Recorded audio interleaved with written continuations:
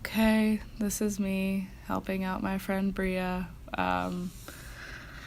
doing this mental health interview. So I'm just going to go ahead and answer the questions that she wrote for me, and I will do my best to answer them fully and openly. So here we go. Question 1. What does the term mental health mean to you? How do you personally try to keep your mind healthy? For me personally, mental health just means like maintaining a level of stability for your own mental health. I think about like my mental health just like your physical health is equally as important, and it shouldn't be taken lightly. I think it often is. Personally, I try to keep my mind healthy by it's hard in college just because there's a lot of unexpected changes that you're going through, and sometimes a lot of things are out of your control, more so than usual. So I think just like trying to keep my mind healthy. I am a very heavy quote person. I really like quotes, and I really like finding certain quotes that kind of pertain to certain situations that I'm going through.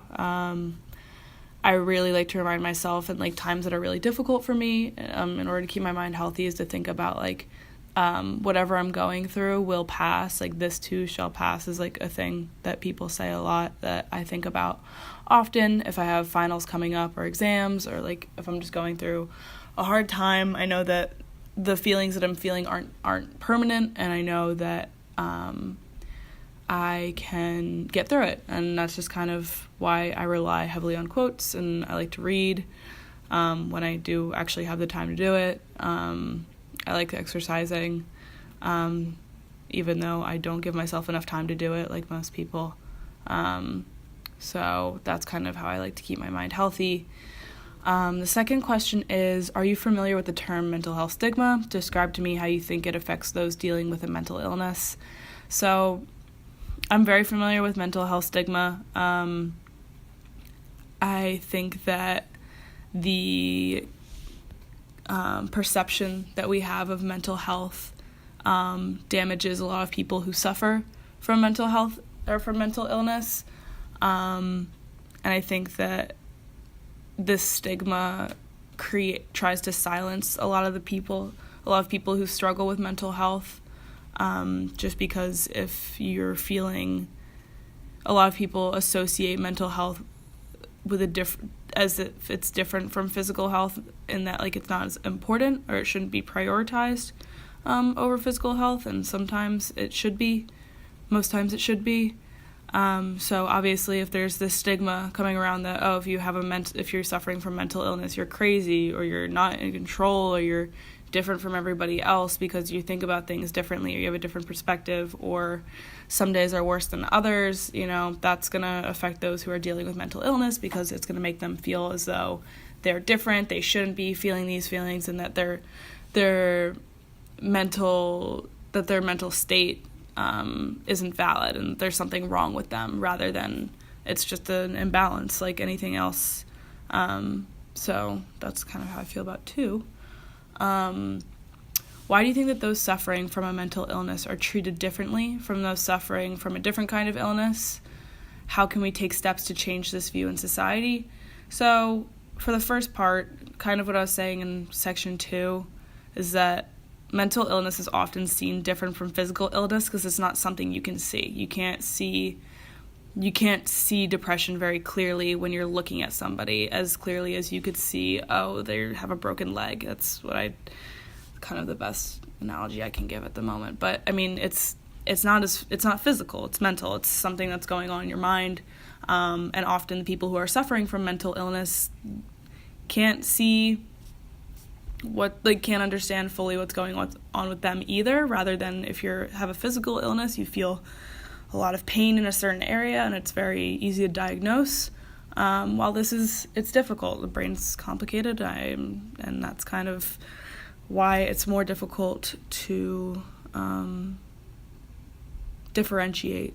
I think that that's why it's seen in society as like, oh, well, I can't see it, so justify why you feel this way. Do you really have anxiety? Do you really have depression? And it's like, it's not hard to convince a doctor that you have a broken leg. You know when you have a broken leg. And while this is more so like, it's not right that you should feel that you need to validate the illness that you're suffering from, especially if it's an illness where like it already makes you doubt yourself already. It's hard. So the way that we can take steps to change this view in society, I mean, obviously having those hard conversations with people and saying, this isn't weird. This isn't out of the ordinary. What you're dealing with is what a lot of people deal with. And I think that's why it's important to share like statistics, and not to make someone a statistic, but to make it more comforting. Is that like, listen, this is normal. This is many people suffer from it.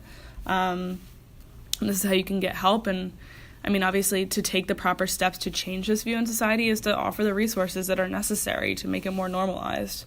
I think that's really the only way that you can make the way that we see mental health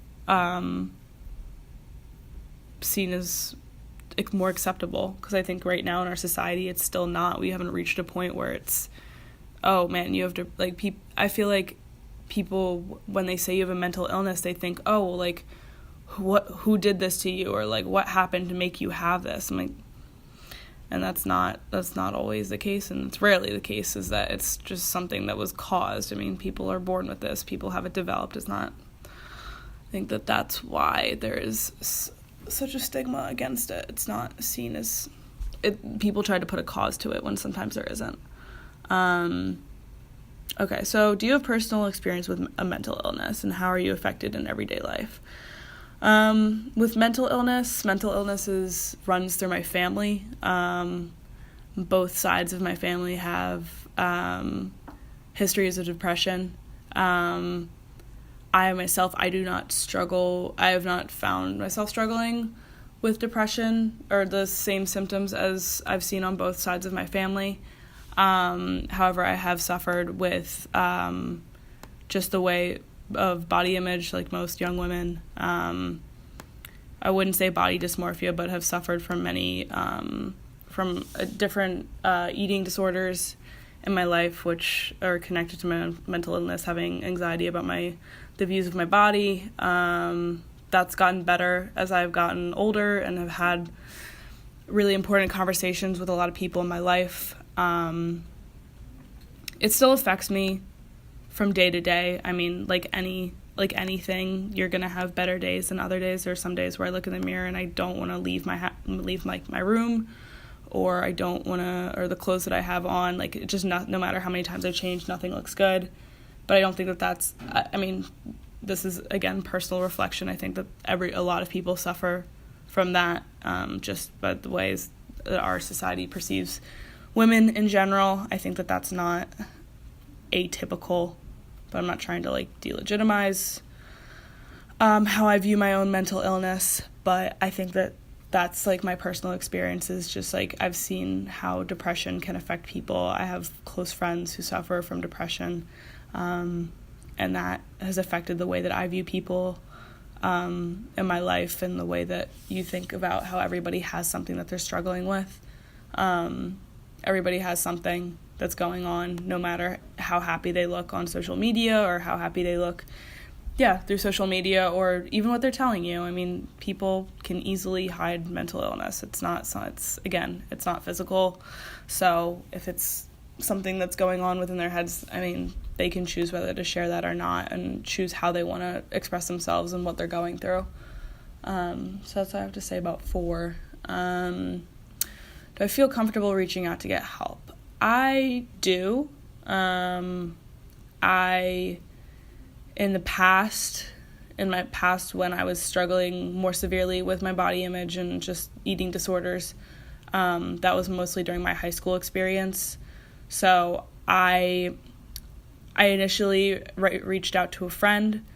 It wasn't in a way of like looking for help. However, when I expressed this to her, she felt the concern and then shared it with my family. My family didn't know what was going on at the time. So at first, I think it's scary as a high school student, especially like going through something that's so personal. it's hard to share that kind of views with your family, because your family is always going to see you as beautiful, and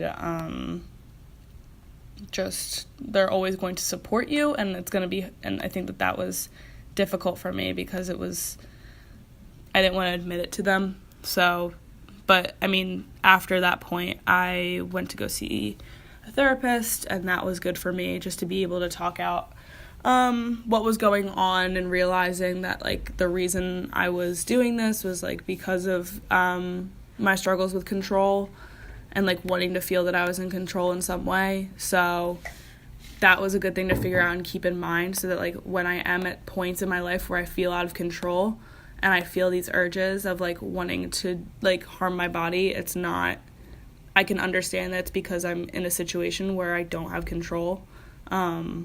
And that's helped me, like, get through certain points where, like, I feel like I need to relapse or of some sort. So that's helped a lot. So in general, I mean, just because I don't struggle with it as much anymore, but I do feel comfortable reaching out. I'm very fortunate to have a really strong support system within my friends and family.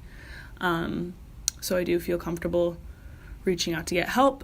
However, following into question 6, I don't think mental health resources are good on our campus.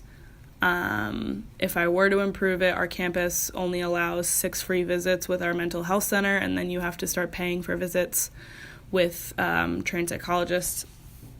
And I don't think that that's fair to the student body, especially since we already live in an expensive city. So if a student were to try and get outside resources, it'd be very, very expensive in DC to find a specialist to go to, unless you had a special referral. So I think that that's something that's really underserving the GW community, especially since our school is a very high-stress school. It's a very pre-professional school. There's a lot of pressure to maintain success and to have a successful career and make sure that you're going through all the right steps. And I think that GW should be giving more to their students in this regard, because it's not fair to also apply such pressure but also not give them the proper resources. So I think that the mental health resources could definitely be improved on my campus. So I hope that this was helpful.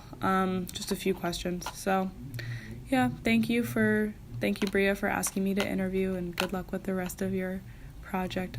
I enjoyed thinking about these questions and talking a little bit about mental health.